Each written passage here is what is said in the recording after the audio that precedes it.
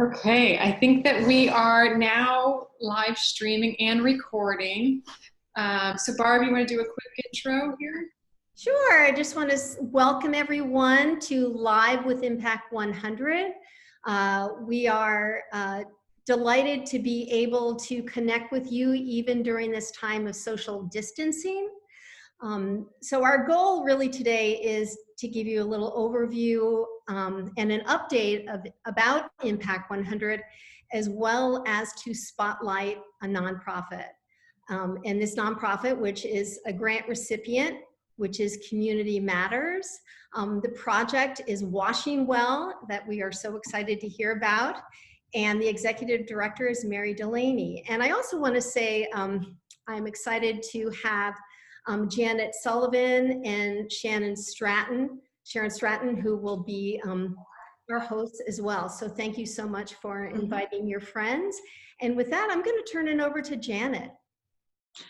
Great. Yeah. Before we get to hear from Mary, Stacy and Barb asked if I would just share briefly about what Impact 100 is and what it means to me. And then after Mary shares more about the nonprofit, one of them will tell you a little bit more about how to join should you be interested or get more information. So Impact 100, in short, is a women's giving collective. And, you know, we have all of our faces on the call right now. It kind of shows the power of when we come together, how our reach can be further because we pool our collective funding, different members that contribute and are able to give grants to different nonprofits in the greater Cincinnati, Northern Kentucky, and Eastern Indiana area. The group has been around since 2001 and actually started in Cincinnati, of all places, and now is in, I think, 47 chapters we see on the slide. Thanks, Stacy. Nice prompt there. And our local group, depending on how many members we have, that actually creates how many grants we're able to give out. One of the very special things about Impact is that they give grants that are of $100,000 or more. And so based on our number of members, this past year we were able to give 4, and this coming year we're giving 4 grants of that size again. The group does some other programming throughout the year. You can get as involved as you want in committees or activities. Or you can simply be a contributing member and have your, you know, whether it's talents or treasure or time that you give to the group. I personally have enjoyed getting to learn more about the nonprofits, to meet more women in the greater Cincinnati area that have a like mind and an interest to help when we pool our resources. Hopefully that gives you just a broad scope of it, and we'll talk a little bit more later. Thank you. With that, why don't I turn it over to Mary? So Mary Delaney is the executive director of Community Matters and is, which was a 2014 grant recipient for Impact. And Stacy and Barb have been hosting these calls for the last couple Thursdays, and each Thursday a different nonprofit that has been a grant winner is featured. I was able to be a part of one a couple weeks ago, and it really just brings you closer to literally see the impact of our group.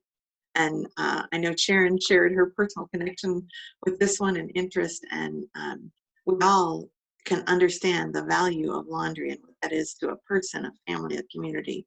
And I think we look forward to hearing from Mary and how Impact's grant in 2014 has affected one of our Cincinnati communities.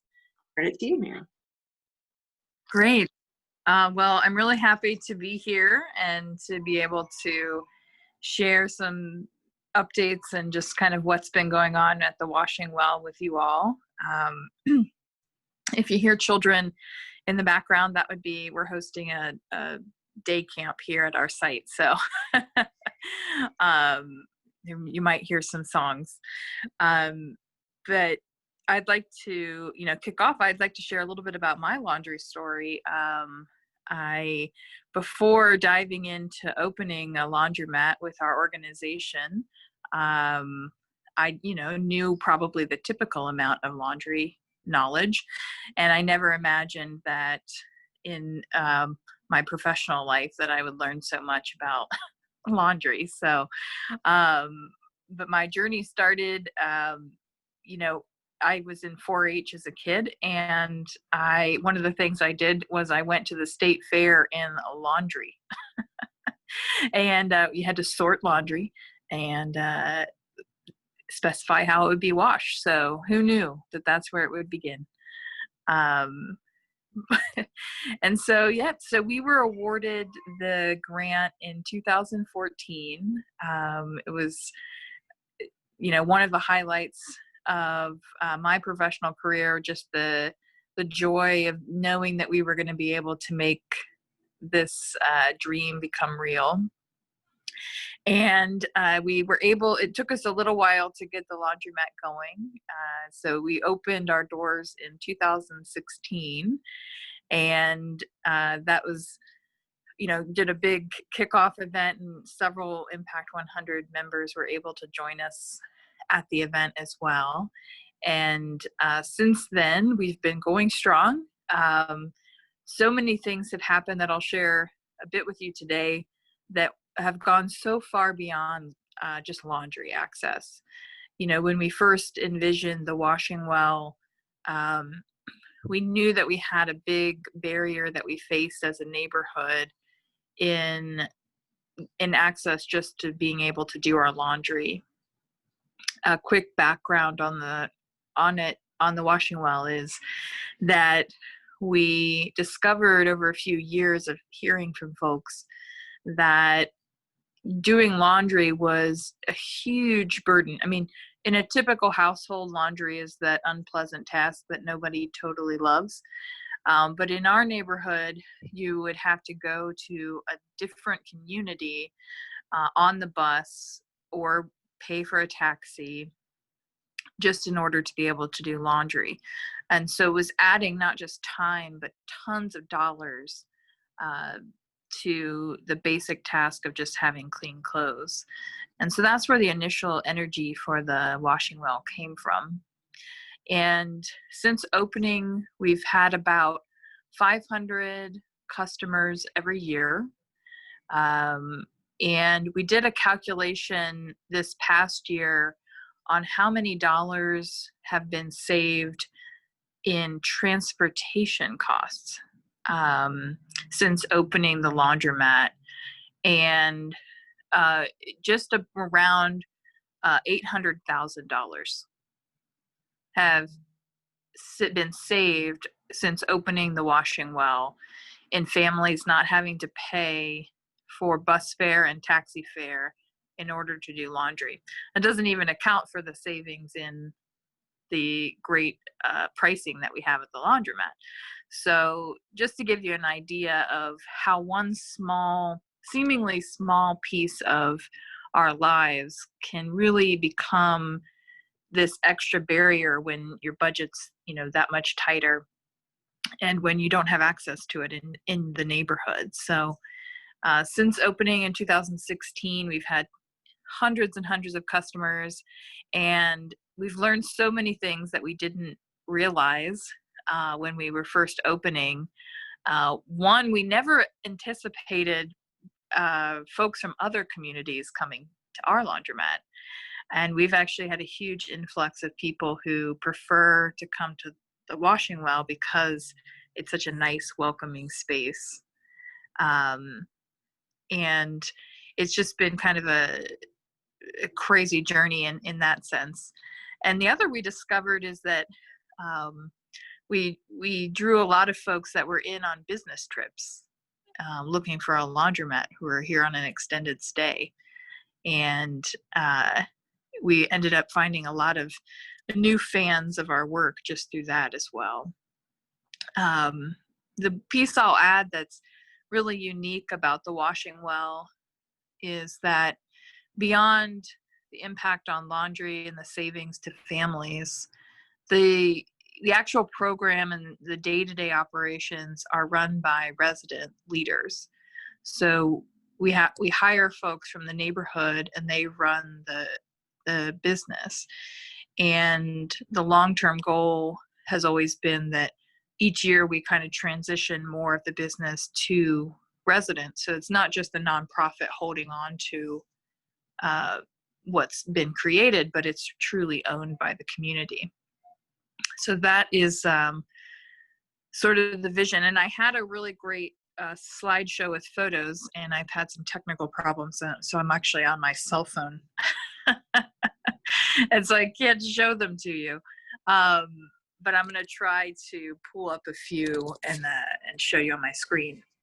But I'm happy to hear if you guys have any questions or things you'd like to hear about as well, so that I could make sure to cover all the different points. Mary, it's funny you said that. I was just going to say, can you paint a picture for us? Like if we walked in the door, what would it look like? What facilities, how many there are, etc. Yeah, so if you can envision a typical laundromat, if you've ever been in one, for some reason, laundromats are so devoid of color. They're very drab.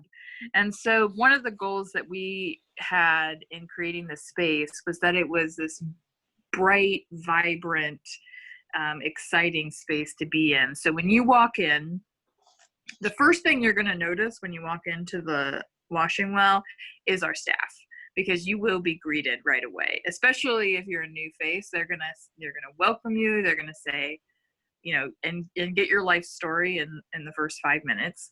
And so you'll notice that, there are people as kind of the first thing you're going to notice. And then it's just a bright space. We have beautiful colors. We have some art on the walls. And the machines that we have, thanks to the investment that we were able to receive from Impact, are really, really high quality, efficient machines. When we first put them in, a few residents had come in and they were like, "Oh, this is a little too nice. Like it's just so nice and beautiful." Folks were excited to see that. But for sure, you're going to notice our staff first. Mary, I have a question. I'm just wondering, how has the pandemic affected the operations? Yeah, it's a great question. So obviously this is new for so many of us, and trying to figure out how we go through this. And so we very quickly knew that it was going to be an essential service to keep going throughout this. So we were able to continue without having to close at all. And we've seen a pretty steady flow of business and families still needing access to being able to clean their clothes, especially in this time. And so we really quickly had to learn all the rules and figure out how to do social distancing in a laundromat's kind of tough. So what we've done is we ask that all customers wear masks, and we provide them. And then we limit the number of folks in at a time.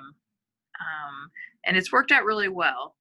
There's only been a few times where it's just been challenging. But we've been able to stay very steady throughout the pandemic. Good. Okay. So Mary, what are your hours of operation? So we're open 5 days a week.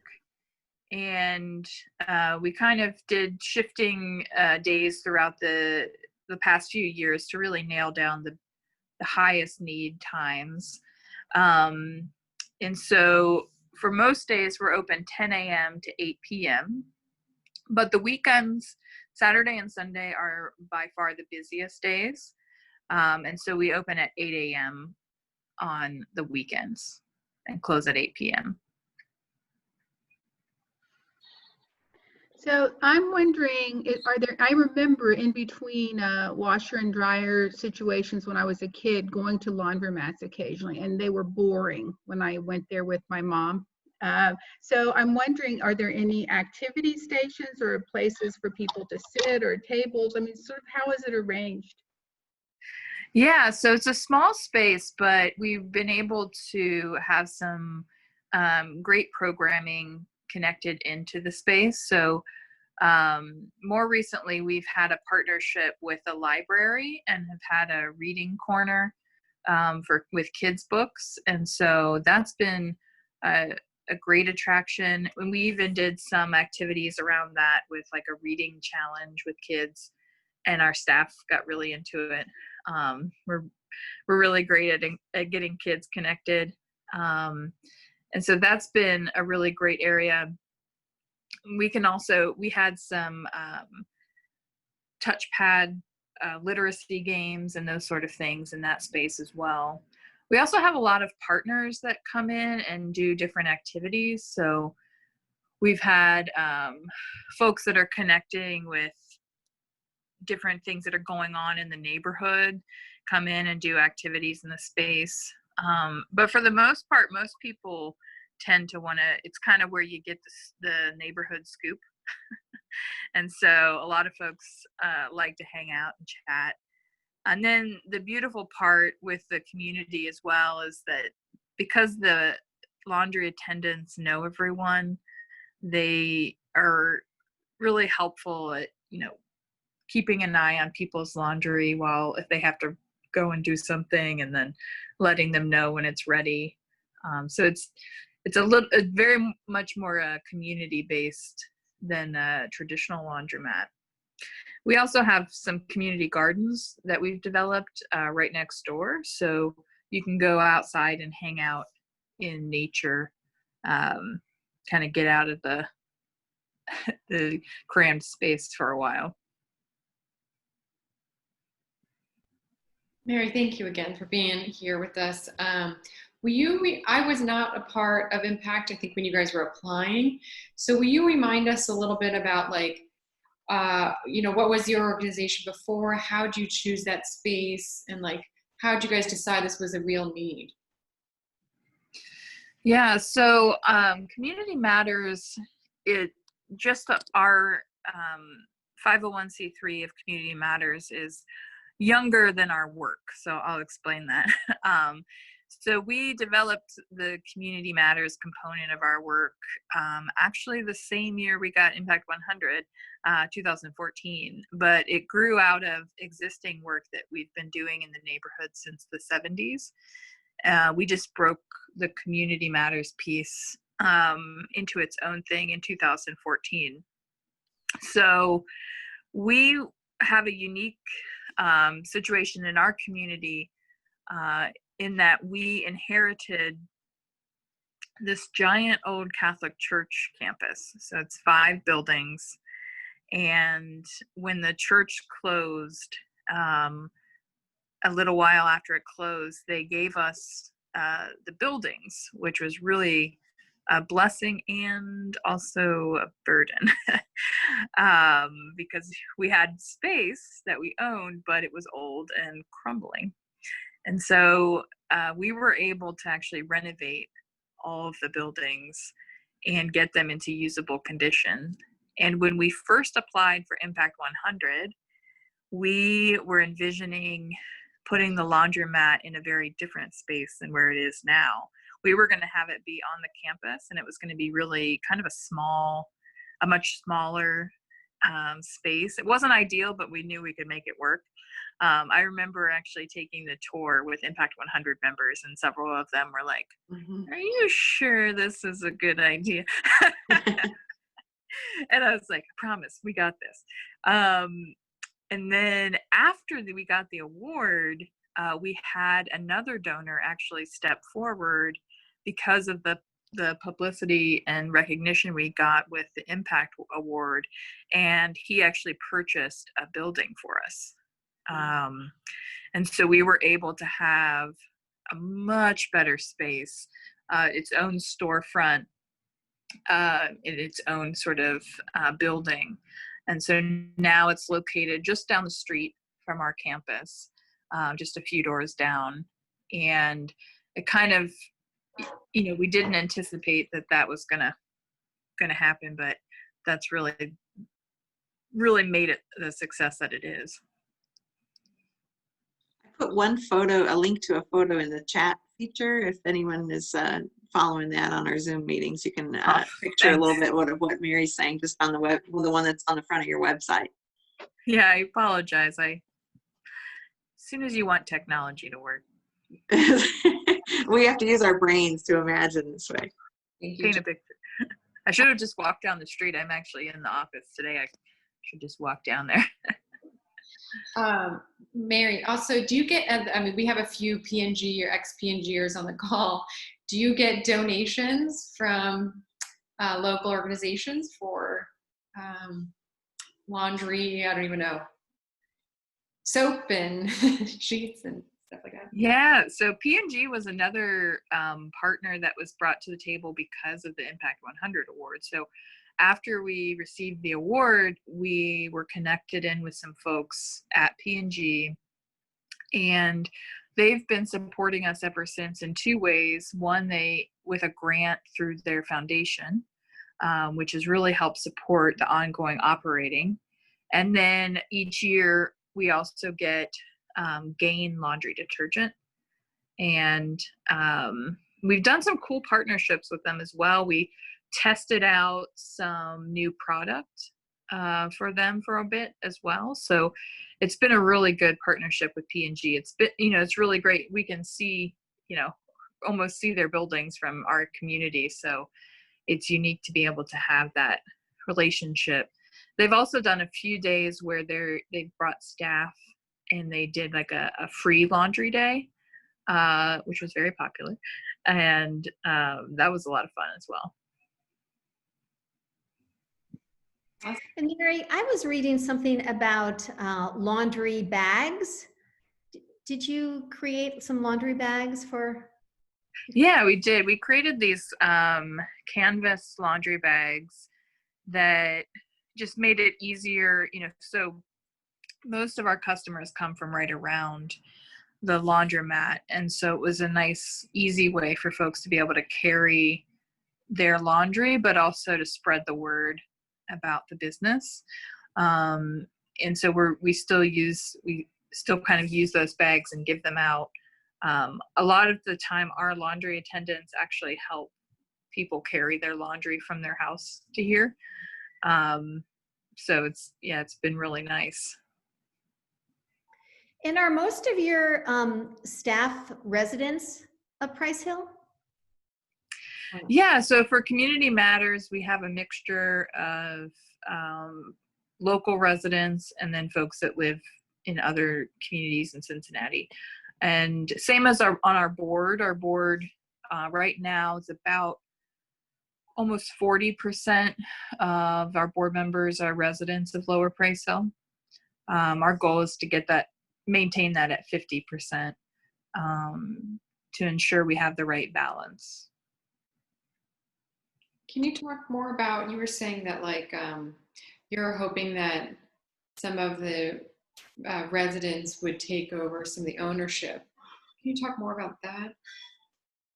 Yeah, so our vision from the beginning was that the nonprofit, our vision overall as Community Matters is that the nonprofit's role shouldn't be to always, to create and hold on to everything in community. That long term, it's just not sustainable, and it doesn't actually create the impact that we're seeking over time. And so the washing well was kind of this first step into what would it look like if the nonprofit and residents were able to develop a business together. And so it's been part, pretty much an experiment all along to figure out what that would look like. The advantage is that the nonprofit has access to resources and capital that our residents don't.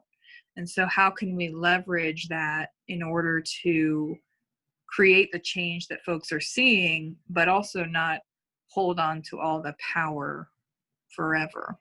And so initially the goal was that we take on the risk of the startup costs. So we've done that.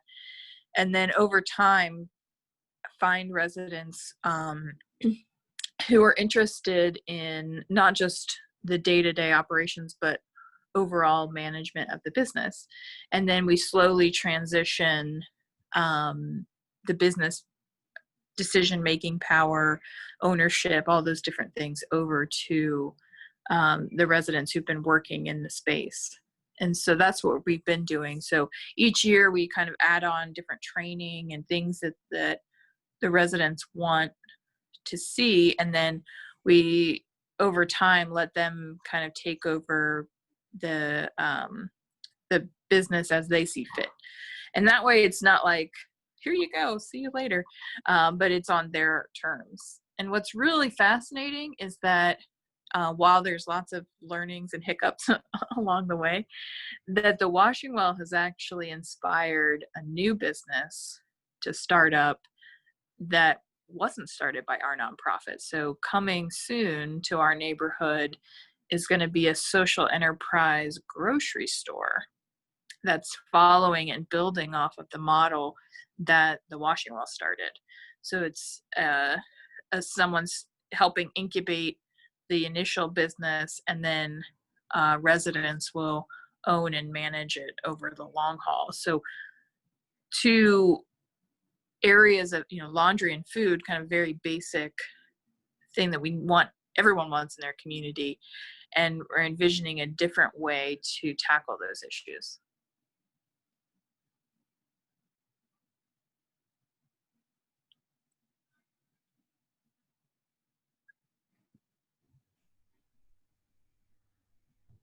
I think that's a wonderful explanation of kind of the core, really, of what you guys are trying to do. So thank you. If anyone was here, compelled to, want to give to the washing well, what would you hope for? What would you ask for? What do you guys need right now? Yeah, so we always welcome donations of any type of laundry product. We always have a base to ensure that if we have families or folks that are, just in a particular pinch or struggling, that they don't have to worry about, laundry. So any type of detergent, dryer sheets, those sort of things are always welcome. The easiest way right now to coordinate dropping those off would be just to shoot me an email. And that way, just usually we'd be here all the time, but with the pandemic, everybody's schedules are staggered. The other, of course, is financial donations to support the operations. The one thing that we are trying to raise money for right now for the laundromat is a floor. We need to repair the floor. So that's one area of need. We have worn out the floor, and then we just need some new tile. The years of carts on the floor have killed it. So if anybody has a tile connection, we'd be happy to connect. Wonderful. Anyone else have any questions for Mary? I don't have a question, but I just have a comment, which is it's so cool to hear about kind of the unintended positive consequences of doing something. So you knew what you were going to do directly, but as a consequence of that, you've mentioned a couple of things like the grocery cooperative and like people from other communities being so interested, they come down there. It's just interesting to know sort of how giving keeps giving in some way. Yeah, that's absolutely true. Honestly, that's one of the biggest learnings for us is just you kind of know the positive impact of one thing, but it has rippled out throughout the whole neighborhood and continues to do so. On that note, I'm going to selfishly highlight that it is amazing. Time and time again, we hear from our past grant recipients and even people that did not get our grant but were finalists. when they get to announce that they're even a finalist or a grant recipient through Impact 100, it often spurs talk and donations from elsewhere, which is just, again, shows the power of what we do at Impact 100. And it is a lengthy process for our nonprofits. And as members, it can be lengthy, but it's well worth it because we get that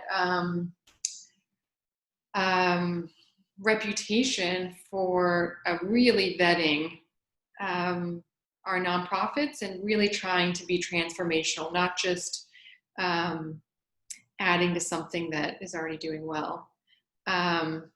So on that note, I'm going to just quickly go, if any of the people that are not members, quickly explain if you wanted to become a member of Impact 100, you can do that now, but membership dues are due by December 31st of this year for you to be a member of 2021. And you can be a full member, half member, and 110% at either level, which helps cover our administrative costs. As a member, 100% of your money goes back to the local nonprofits. The money all stays within our Tri-County area. And the full membership gets you 1 vote for a grant recipient, and a half membership gets you a half vote. And our members often pay by check, credit card, bank transfer, but we also have stock transfer. Some employers are still doing, company matches, and you can pay monthly, quarterly, or just hand another check. Janet and I have both kind of mentioned that being a part of Impact 100 can be so rewarding if you want to be a part of it, but you also don't have to, there's no obligation. We're guilt-free. You can write your check and know that there's a lengthy process involved, or you can be involved. You can be on these groups that decide which nonprofits are finalists. You can go to our 4 signature events, or you can go to other events like these. And speaking of, we do have other upcoming events that I wanted to highlight. I think it's Saturday, the 22nd. Claire Zlatic-Blankemeyer is hosting a Step Up, which is a walking series for members and their guests or their spouses or daughters or sons, whoever wants to join. And she is doing, different steps throughout the city. And she's partnered with, again, some of our past grant recipient nonprofits. And the nonprofit has a connection to that part of town. So we just had one, I guess, last weekend. And I think everyone just absolutely loved getting out, seeing their impact friends again, and just learning again what the needs are in the city. And then, of course, we have our other live events. As of right now, they're every Thursday at noon. So I hope you will register for another one, because we're trying to get almost all of our nonprofits in here. Anyone else have any questions or any thoughts? I want to say thank you, Janet, for hosting and helping us get some new people on the call. Mary, of course, we'd love to see you again. You want to sign up for another week, we'll get your slides going. Yeah, sorry about that. It's okay. Yeah, this was great. All right, well, I'm gonna end at least on recording and live stream, but if anyone wants to just hang out